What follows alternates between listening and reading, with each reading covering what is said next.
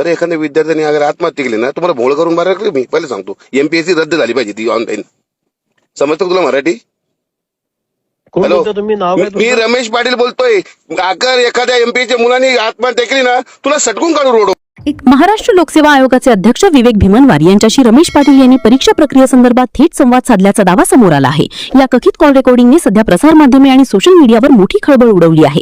अनेक राजकीय नेत्यांना धारेवर धरणारे रमेश पाटील यांनी आता थेट एमपीएससी अध्यक्षांनाच प्रश्न विचारल्याचे या कथित संभाषणात ऐकायला मिळत असल्याचा दावा केला जात आहे.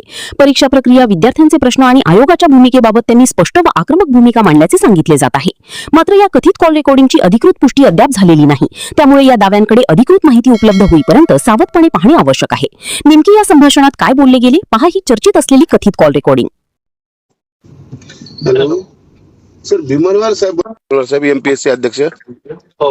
सर, मी एक स्टुडंट बोलतोय, रमेश पाटील एमपीएससी. सर, म्हणलं आता ऑनलाईन जे चालू आहे सर एमपीएससी, तर हे रद्द होऊ शकत नाही का? तुम्ही असं फोनवर नाही बोलता. नाही, म्हणजे बघा, याच्यामुळे विद्यार्थ्यांना त्रास होईल ना साहेब. ठीक आहे, बघू. तुम्ही निवेदन द्या. नाही माझं. हा सर. हॅलो हॅलो, कोण बोलतोय? मी म्हणतोय सर, एखाद्या विद्यार्थ्याने अगर आत्महत्या केली ना, तुम्हाला भोळ करून मारा मी पहिले सांगतो. एमपीएससी रद्द झाली पाहिजे ती ऑनलाईन. समजतं तुला मराठी? कोण हॅलो, बोलता तुम्ही? नाव काय मी तुमचं? रमेश पाटील बोलतोय. अगर एखाद्या एमपीच्या मुलांनी आत्महत्या केली ना, तुला सटकून काढू रोड.